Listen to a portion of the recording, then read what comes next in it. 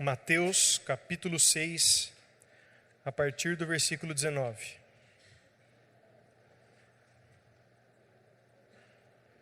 Sem pressa, com calma, nós vamos ler, ouvir a palavra de Deus. Em seguida vamos orar para Deus falar conosco. Mateus capítulo 6, a partir do versículo 19. Diz assim, Jesus disse, Não ajunteis para vós tesouros na terra, onde a traça e o caruncho os corroem, e onde os ladrões arrombam e roubam. Mas ajuntai para vós tesouros no céu, onde nem a traça nem o caruncho corroem, e onde os ladrões não arrombam nem roubam. Pois onde está o teu tesouro, aí estará também o teu coração. A lâmpada do corpo é o olho. Portanto, se teu olho estiver são, todo o teu corpo ficará iluminado. Mas se teu olho estiver doente, todo o teu corpo ficará escuro. Pois se a luz que há em ti são trevas, quão grandes serão as trevas? Ninguém pode servir a dois senhores. Com efeito, ou odiará um e amará o outro, ou se apegará ao primeiro e desprezará o segundo. Não podeis servir a Deus e ao dinheiro. Por isso vos digo, não vos preocupeis com a vossa vida quanto ao que haveis de comer, nem com o vosso corpo quanto ao que haveis de vestir. Não é a vida mais do que o alimento e o corpo mais do que a roupa? Olhai as aves do céu, não semeiam, nem colhem, nem ajuntam em celeiros. E, no entanto, vosso Pai Celeste as alimenta. Ora, não valeis vós mais do que elas? Quem dentre vós, com todas as suas preocupações, pode acrescentar um só minuto à duração de sua vida? E com a roupa, por que andais preocupados? Observai os lírios do campo, como crescem, não trabalham e nem fiam. E, no entanto, eu vos asseguro que nem Salomão, em toda a sua glória, se vestiu como um deles. Ora, se Deus veste assim a erva do campo, que existe hoje e amanhã será lançada ao forno, não fará Ele muito mais por vós, homens fracos na fé? Por isso, não andeis preocupados, dizendo, que iremos comer, ou que iremos beber, ou que iremos vestir? De fato, são os gentios que estão à procura de tudo isso. O vosso Pai Celeste sabe que tendes necessidade de todas essas coisas. Buscai, em primeiro lugar, seu reino e sua justiça, e todas essas coisas vos serão acrescentadas. Não vos preocupeis, portanto, com o dia de amanhã, pois o dia de amanhã se preocupará consigo mesmo. A cada dia basta o seu mal. Vamos orar? Pai nosso, Pai de amor generoso, nos aproximamos da Tua palavra e pedimos que ela entre nos nossos ouvidos e faça morada no nosso coração e cative a nossa mente e transforme a nossa vida e marque a nossa existência. Em nome de Jesus nós oramos e agradecemos. Amém. Amém. Deixa eu só...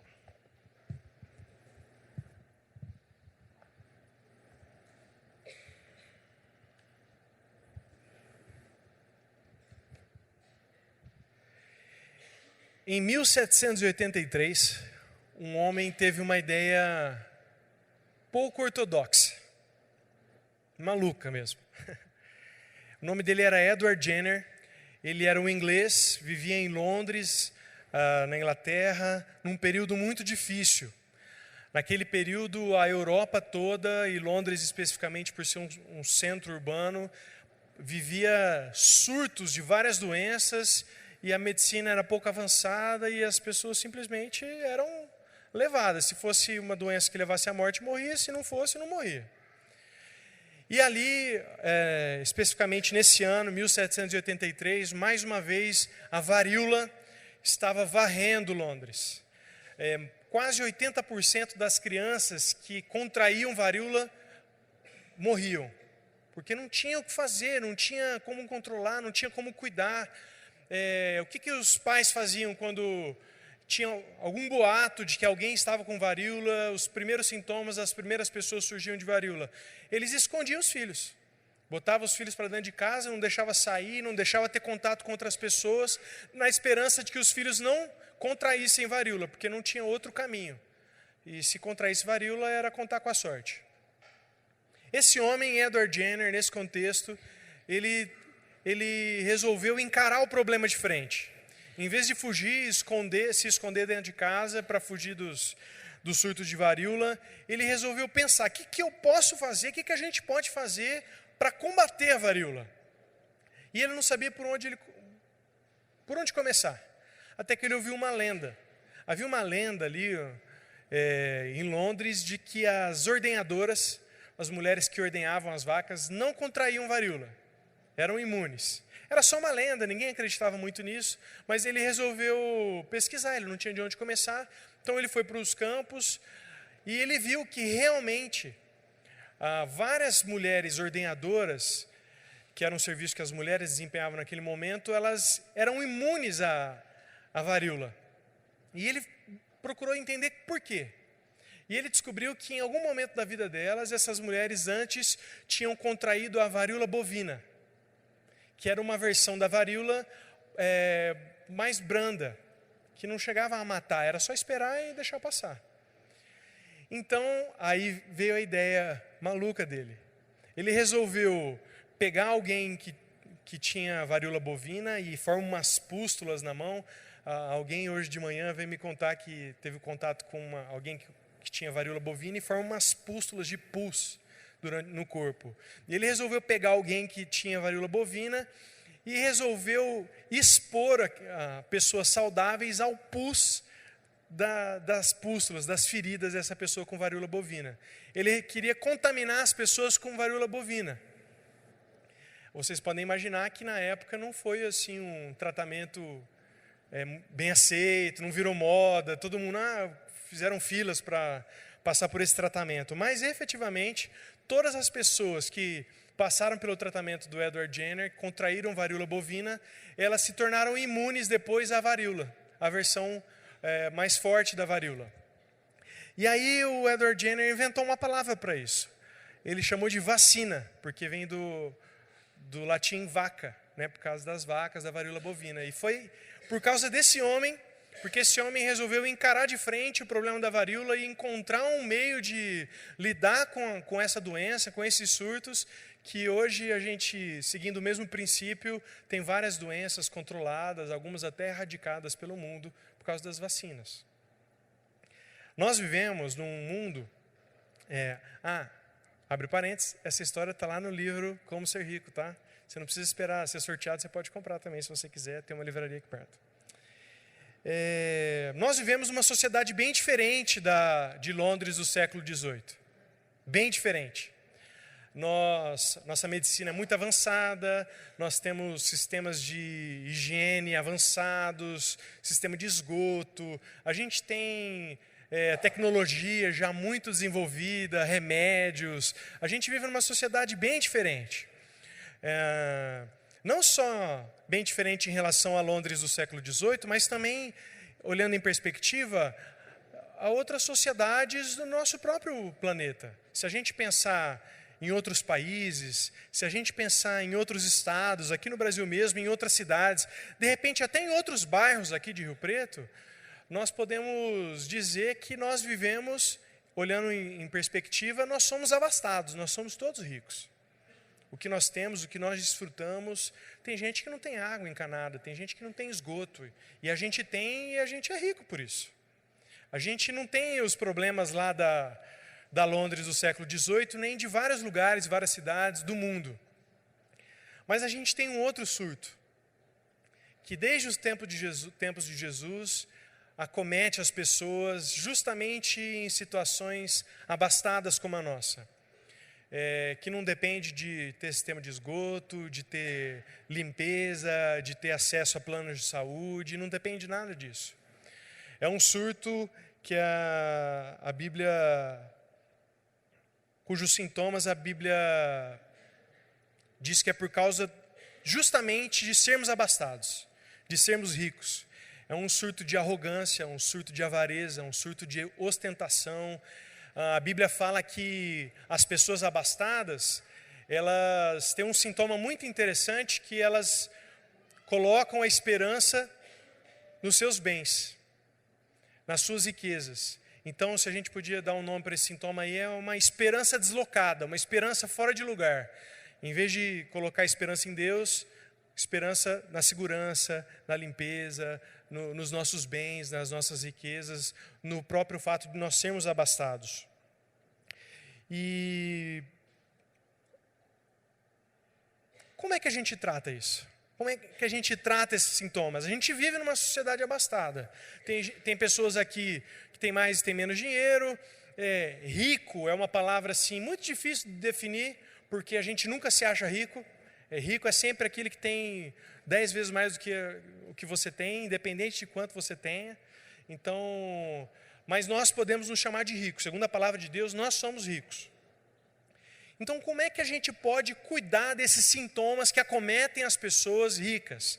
Da arrogância, da avareza, da ostentação, de colocar a esperança nos bens e nas riquezas, ou como nós falamos semana passada, da idolatria, os sintomas da idolatria ao dinheiro. Como é que a gente pode se cuidar disso?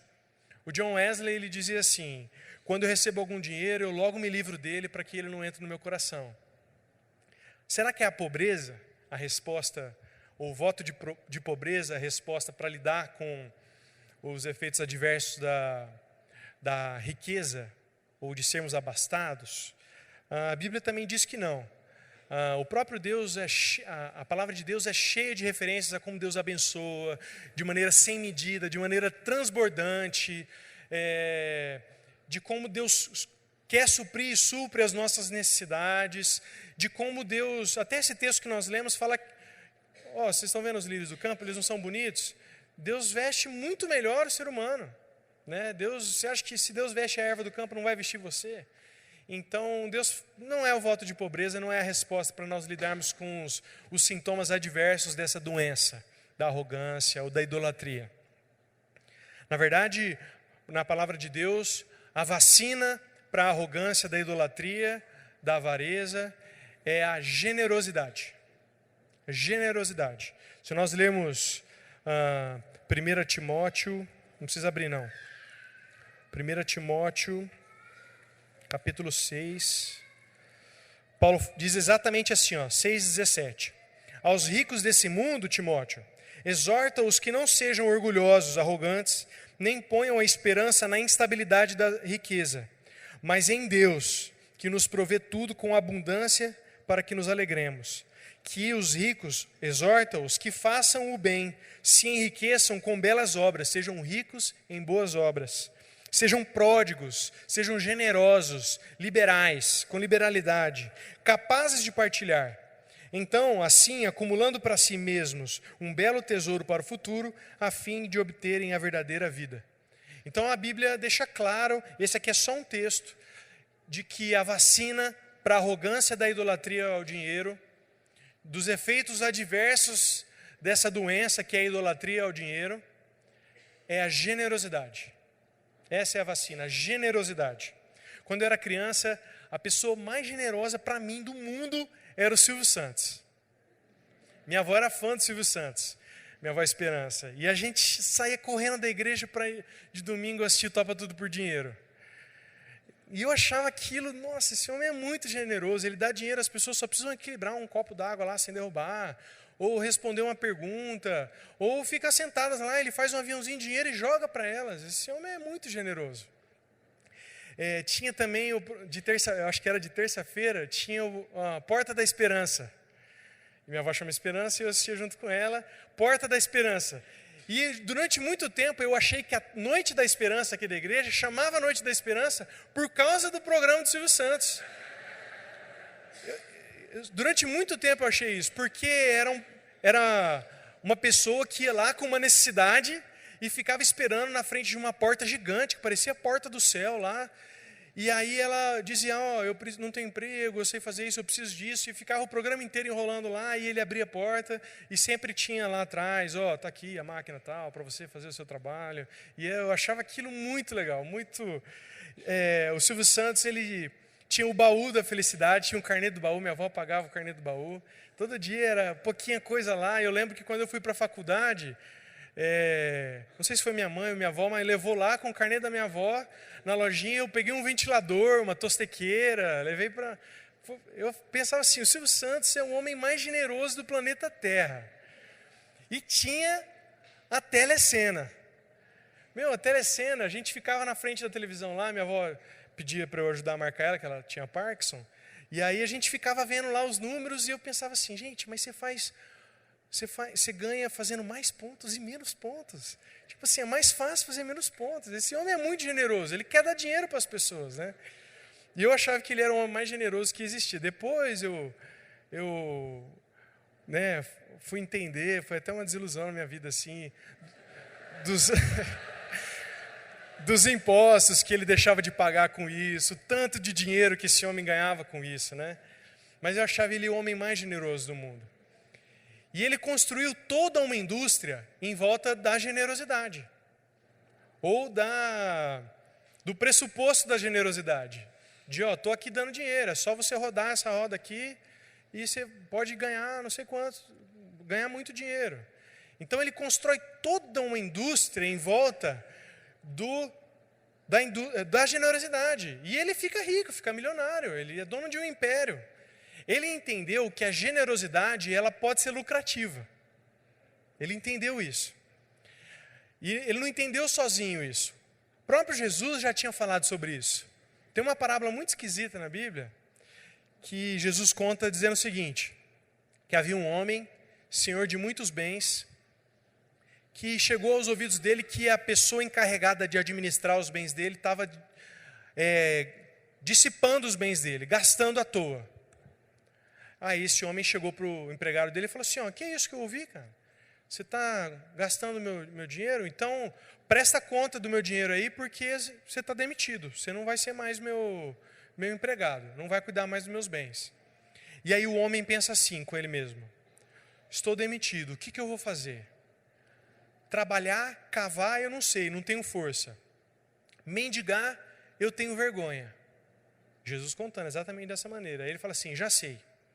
E aí ele vai de um em um para as pessoas que ele tinha emprestado o dinheiro do patrão e começa a dizer assim, quanto você está devendo? 80, está aqui o recibo, risca, escreve 50.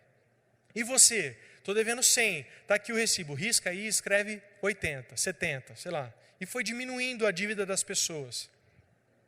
Por que ele faz isso? Naquela época era algo tolerado que o encarregado pelos bens de um senhor rico emprestasse o dinheiro do senhor para outras pessoas.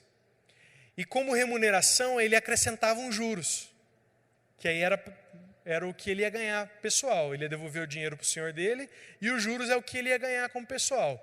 Quando esse homem se viu em maus lençóis, demitido, o que ele pensou? E aí Jesus fala anota exatamente isso, fala assim, eu vou fazer isso, vou diminuir a dívida das pessoas, para que depois elas me recebam em suas casas. Então, na verdade, ele só tirou o juro dele. Tirou o que seria o ganho particular dele, o que elas deviam para o patrão dele, e elas continuaram devendo, mas ele tirou a parte dos juros. E aí Jesus fala assim, vocês estão ouvindo essa história? Os filhos desse mundo, dessa geração, são mais inteligentes e prudentes do que os filhos da luz. Jesus fala assim, esse homem percebeu que a generosidade ou o pressuposto da generosidade pode ser lucrativo. E esse homem resolveu ser generoso. Né? Vou tirar os meus juros das pessoas, pelo menos as pessoas depois elas vão me receber em suas casas. E ele faz isso. E o Silvio Santos entendeu isso, que a generosidade ela pode ser lucrativa. Ou pelo menos o pressuposto da generosidade. Jesus não estava dizendo, e nem eu, que esse é um raciocínio válido. Que um cristão, ou como ele mesmo diz aqui, um filho da luz, deve pensar dessa maneira, a generosidade como fonte de lucro. Na verdade, Jesus termina elogiando a atitude, a iniciativa do homem, né, de ser generoso, tomar uma iniciativa, fazer alguma coisa para resolver a sua situação, mas ele deixa bem claro, esse aqui é um filho dessa geração. Não é assim que um filho da luz pensa. Esse aqui é uma pessoa que não teme a Deus, mas não é assim que alguém que teme a Deus pensa. Mas Jesus faz a crítica mesmo assim, porque no olhar de Jesus, os filhos da luz, mesmo tendo mais motivos, conseguem ser menos generosos do que os que não temem a Deus. Porque ainda que eles façam por lucro, os que não temem a Deus ainda são generosos. Qualquer vídeo que você for entrar aí na internet hoje sobre administração financeira e tal, você vai ver as pessoas, cristãos ou não, colocando lá, é importante que você dedique uma parte das suas finanças, do seu orçamento para doações, para ação social. Qualquer vídeo que você olhar aí para você aprender, pessoas que querem ser ricas estão dizendo isso. Porque elas entendem que pode ser lucrativo ser generoso. Mas Jesus fala, não é assim um modo válido de pensar. Mas eu só estou fazendo essa crítica, Jesus diz, porque os que deveriam ser generosos não são, não conseguem ser. E aí vem a minha pergunta, por que a gente não consegue ser generoso? Qual a nossa dificuldade de ser generoso dessa maneira que Paulo está dizendo aqui, com prodigalidade, com liberalidade, de maneira abundante? Porque generoso é uma dessas palavras que ficam abertas à interpretação pessoal. Você deu R$1 para um morador de rua, você já pode se achar generoso. Mas o que Paulo está falando aqui é de uma generosidade abundante, com prodigalidade, até irresponsável. É isso que Paulo está dizendo. Por que a gente tem dificuldade de ser generoso dessa maneira? E se nós estamos numa série, Quem Quer Dinheiro, uma série sobre finanças, isso se aplica a todas as áreas da sua vida, mas eu quero falar de finanças. O que impede a gente ser generoso com as nossas finanças, com os nossos bens? Bom, tem 3 crenças que passam pela nossa cabeça, que impedem a gente de colocar a mão no bolso e ser generoso. 3 ideias muito comuns e você vai reconhecê-las. A primeira, tem até um ditado, Deus ajuda quem cedo madruga. Resumindo, Deus ajuda quem se ajuda. Esse é um pensamento que impede a gente de ser generoso. Quando a gente vê alguém na rua, é jovem, por que esse cara não está trabalhando? Está aqui pedindo dinheiro? Não vou ajudar não. Ou, fulano não se ajuda, eu vou ajudar. Ele também não se ajuda, eu vou compactuar com o estilo de vida dele, que eu não concordo. Nós vamos entrar no mérito da questão, se vale ou não pensar assim. Mas impede a gente de ser generoso. Na hora que a gente pensa em pôr a mão no bolso, a gente fala assim, mas essa pessoa não se ajuda também, não vou ajudar. A gente já queima, o bolso queima, a gente já tira a mão do bolso. Esse é o primeiro pensamento. O segundo pensamento que impede a gente de ser generoso é a ideia de que, se eu for generoso agora, vai me faltar depois. É uma conta básica. Eu tenho 2, se eu der 1, eu vou ter 1 só, pode faltar. É o pensamento, a crença da escassez. E a gente não acha que pode faltar. A gente tem certeza que vai faltar no futuro. E aí isso impede a gente de ser generoso, com liberalidade, com prodigalidade. E um terceiro pensamento que impede a gente de ser generoso é a ideia de que o que eu tenho, eu conquistei e é para o meu uso, para o meu proveito. Eu vou ser generoso, vou dispor dos meus bens aqui, vou tirar dos meus filhos, vou tirar da minha casa, isso aqui é as férias dos meus filhos, sei lá, não sei, vou tirar do meu lanche na escola, vou tirar do meu McDonald's. Impede a gente de ser generoso, isso aqui é para mim, é para o meu proveito. Se eu dispor desses bens, eu não vou ter para dispor comigo mesmo. Então isso impede a gente de ser generoso. Vocês entenderam? 3 pensamentos que impedem a gente de ser generosos. O pensamento de que Deus ajuda quem se ajuda, então a gente não tem a obrigação de ajudar quem não se ajuda. Se a gente for generoso, pode faltar no futuro. E de que o que eu tenho, eu conquistei, é meu e é para o meu proveito e da minha família. Essas 3 coisas fazem a nossa mão ficar longe do bolso. Impedem a gente de ser generoso. O grande problema é que essas 3 crenças não têm nada a ver com o cristão, com o que deve crer ou com o que acredita um cristão. Não tem nada a ver. Qual que é a crença, em que o cristão acredita? O cristão acredita no Evangelho de Jesus Cristo. É nisso que o cristão acredita. Se a gente olhar lá no final do capítulo 5 de Atos, a gente vai ver que os cristãos perseveravam todo dia no templo, nas casas, e não paravam, não deixavam de anunciar as boas novas de Cristo Jesus, o Evangelho de Jesus Cristo.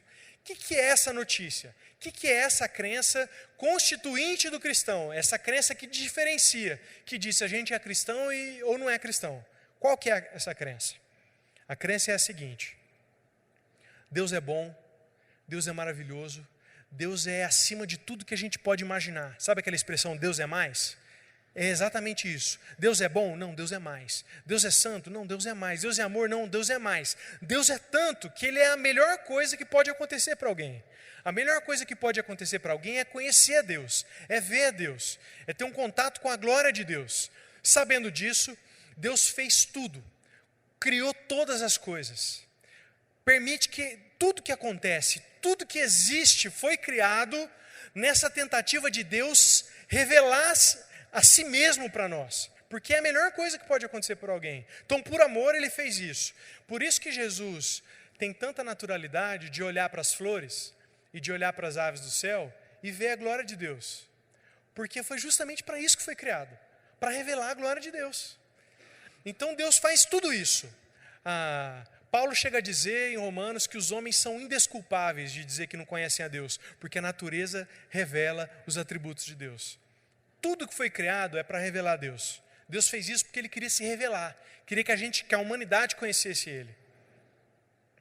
Só que o homem não deu bola, se afastou de Deus, e então Deus, num ato perfeito de autorrevelação, e já estava isso no plano original, Ele envia o seu próprio Filho, Jesus Cristo, como uma ovelha para o matadouro, como sacrifício no nosso lugar, como a revelação perfeita de Deus.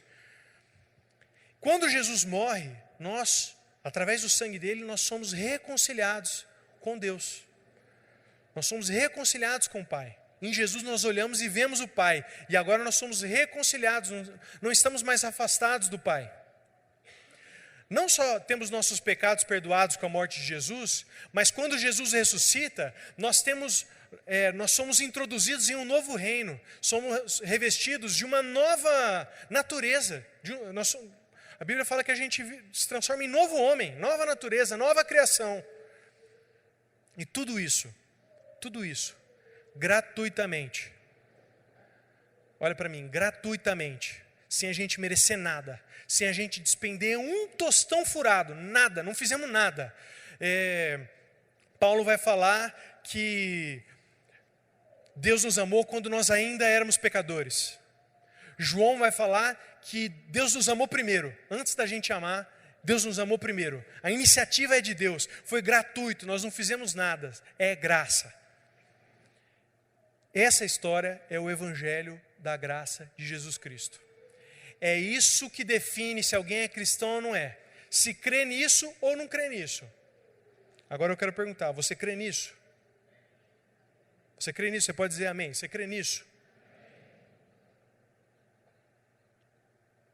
Desculpa a minha insistência, mas será que a gente crê nisso? Será que a gente crê nisso de verdade?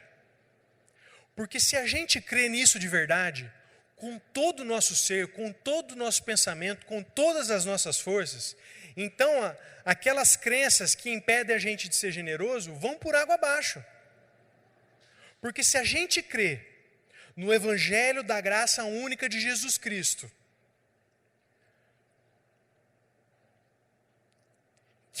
de um Deus que nos ama tanto, que veio em direção primeiro,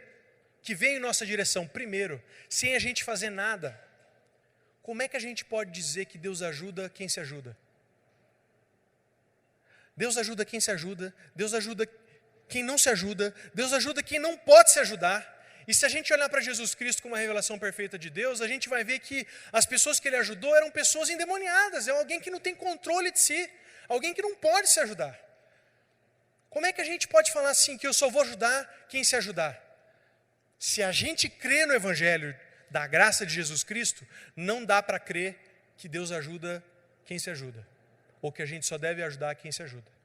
Então cai a primeira crença. Se a gente crê mesmo no Evangelho da graça de Jesus Cristo, de um Deus que nos ama tanto, que providenciou tudo para que nós fôssemos reconciliados com Ele, providenciou o próprio Filho como sacrifício no nosso lugar. Então eu tenho que citar Paulo. Que conclusão tiramos diante dessas coisas? Se Deus é por nós, quem será contra nós? Aquele que não poupou o próprio Filho, não nos dará juntamente com Ele, gratuitamente, todas as demais coisas? Romanos 8, 31, 32. Se a gente crê nesse Evangelho, no Evangelho da graça de Jesus Cristo, então a gente não pode crer que se a gente for generoso, vai faltar. A gente não pode crer na mentira da escassez. A gente não pode crer nisso. Porque a Bíblia fala justamente que Deus cuida, que Deus sustenta. E quando Jesus olha para as aves do céu, ele vê isso. Olha só essas aves, não estão preocupadas, não estão estressadas, não tem gastrite, não tem problema no fígado, não tem nada, elas só vivem e ainda assim elas comem e não falta. Porque Deus cuida. Se a gente crê no Evangelho da graça, então a gente não pode crer que a gente só pode ser generoso quando a gente tiver mais, quando tiver muito. E na verdade os estudos mostram justamente o contrário, que quanto mais rica uma pessoa, menor é a porcentagem que ela doa. Tem muitos estudos disso, muitos. Porque quanto mais rica, se a pessoa não for generosa, ela fica refém dos sintomas desse surto de arrogância, de avareza e de ostentação. E se a gente crê no Evangelho da graça única de Jesus, de um Deus obstinado em se revelar através de tudo, através de todas as criações, de todos os acontecimentos, um Deus que quer se revelar, que quer revelar a glória dele, que fez tudo para que a glória dele fosse exaltada e aparecesse revelada para as pessoas. Então a gente não pode crer, não dá para crer junto, que o que nós temos, as nossas finanças, são para a nossa glória, são para o nosso proveito, são só para a nossa alegria. A gente não pode crer nas duas coisas ao mesmo tempo. Ou a gente crê que as nossas finanças são para nós, para o nosso proveito, ou a gente crê no Evangelho da graça de Jesus Cristo. E o Evangelho da graça de Jesus Cristo diz que nossas finanças, como tudo na nossa vida, é para a glória de Deus. O que isso vai significar na sua vida? Eu não sei. Talvez suas finanças para a glória de Deus seja você parar de comer tanto McDonald's e cuidar mais dos seus filhos. Talvez seja viajar menos e cuidar mais dos pobres. Eu não sei o que é usar suas finanças para a glória de Deus. É Deus que vai dizer isso. Mas você não pode acreditar que as suas finanças são para o seu próprio deleite, sustento e mais nada. E crer no Evangelho da graça de Jesus Cristo ao mesmo tempo. Nossas finanças são para a glória de Deus também. Essa é a consequência de crer no Evangelho da graça de Jesus Cristo. E se nós cremos nisso, no Evangelho, vou repetir, no Evangelho da graça única de Jesus Cristo, então nós somos livres, libertos para sermos generosos. Não porque nós vemos na generosidade como fonte de lucro, não por culpa, porque a gente sente culpa, então a gente tem que doar um pouco. Não por impulso, porque eu ouvi uma palestra, eu fui na igreja, o pastor falou, e aí então por impulso eu vou lá e sou generoso. Não por nem por ser uma obrigação. Se nós cremos no Evangelho da graça de Jesus Cristo, nós somos livres para sermos generosos, porque Deus é generoso. Ponto final. Mais nada. Nós somos livres para sermos generosos porque Deus é generoso. Qualquer falha em ser generoso é uma falha em crer no Evangelho da graça de Jesus Cristo. É isso. Resumindo, é isso. Qualquer falha em ser generoso é uma falha em crer no amor de Deus. É uma falha em crer que as coisas são para a glória de Deus. É uma falha em crer no Evangelho da graça de Jesus Cristo. Eu sei que ainda assim nós vamos sair daqui e quando surgir a oportunidade de ser generoso, a mão vai tremer, nós vamos suar frio, vai dar uma batedeira, nossa cabeça vai a mil pensando em vários empecilhos, em várias formas da gente fazer diferente, por que não ser generoso, ou como ser generoso sem ser tão generoso. Eu sei disso, Porque nós estamos sob os efeitos de viver numa sociedade abastada como a nossa. E sem tomar a vacina da generosidade. Mas o tratamento da generosidade é um tratamento sistemático e prolongado. A gente vai melhorando. Mas tem que tomar vacina. Você tem medo de agulha? Você não encarou ainda a generosidade. Essa dá medo. Essa a gente treme nas bases. Porque não é uma vacina igual vai espaçando e a gente vai tomando menos. Ela vai aumentando. A gente vai tomando, conforme ela vai fazendo efeito, a gente vai aumentando as doses.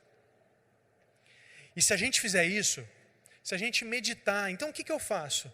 Medite na graça do Evangelho de Jesus Cristo. Medita na graça de Deus. Lê a palavra, olha para a criação, como a tentativa de Deus se revelar, como a glória de Deus. Medita na graça de Deus.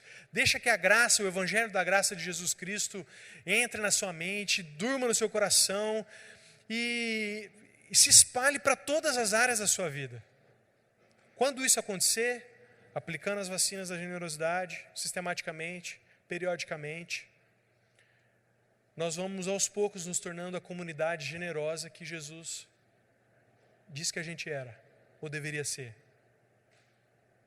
Muito antes do Edward Jenner ter essa ideia maluca e sem saber inventar a vacina, ou o princípio da vacina, muito antes, já tinha surtos de doenças, como vocês podem imaginar. Nós estamos em 1783 e sempre as doenças varreram cidades, países inteiros. Os historiadores contam que nos 300 primeiros anos da igreja, os cristãos tinham um jeitinho muito especial de lidar com os surtos. O que acontecia? Naquela época, dos 300 primeiros anos da igreja, do nosso calendário cristão, quando tinha algum surto de uma doença, as pessoas fugiam das cidades e iam para os campos. E abandonavam nas cidades os doentes, para ou morrer ou curar. E aí elas voltavam depois só. Era assim que se tratava um surto de uma doença. Mas os cristãos tinham um jeito especial de tratar isso. Todo mundo fugia, os cristãos ficavam nas cidades para cuidar dos doentes.